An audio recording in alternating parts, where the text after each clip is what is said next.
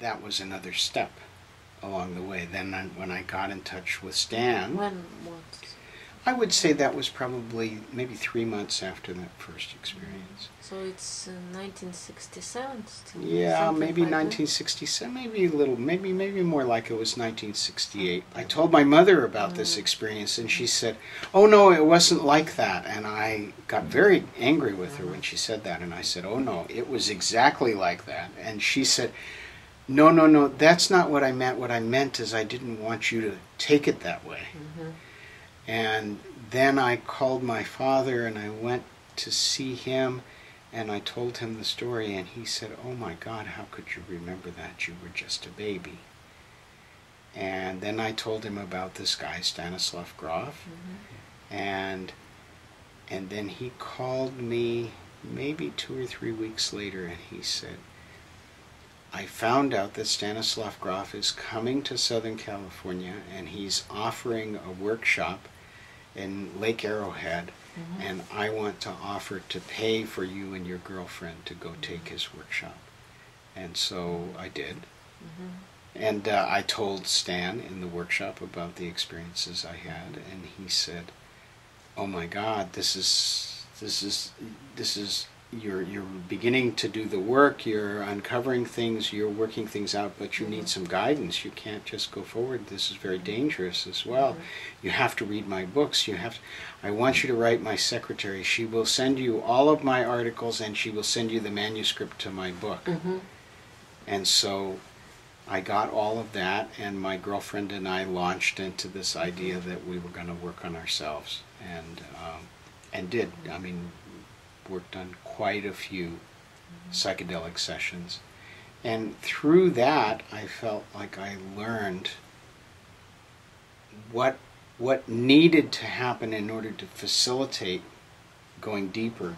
I didn't always get it, you know, but it was like by going through it, I felt like I learned more of that. So in all of this, there was a sense that there was what I was deriving personally, but there was also a sense that I was being instructed, or I was being guided towards what would be helpful to another going through this.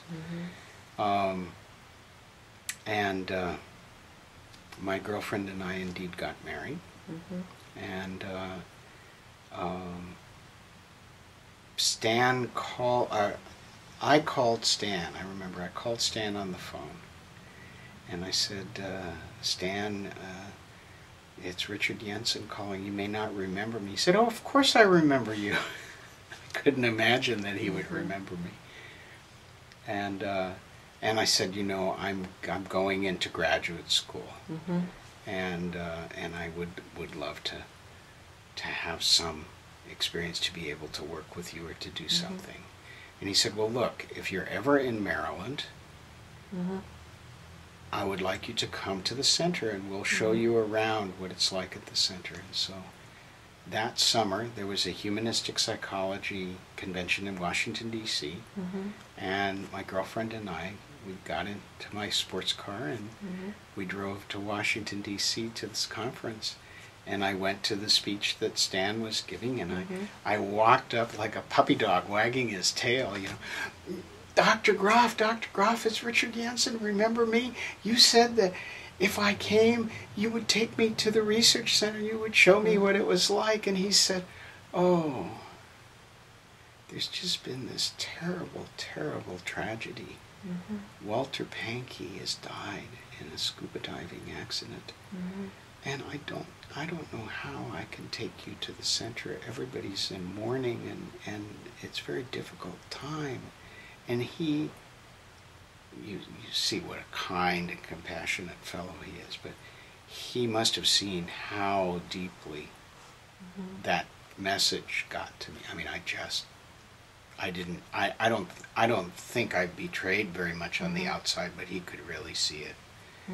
And then when he saw how much it meant to me, he said, "Well, let me see what I can do. Let me make a few phone calls." And so he called, and then he came back and he said, "You know, I think we can work it out. There are a couple of addresses," and I drove there, and then he met me.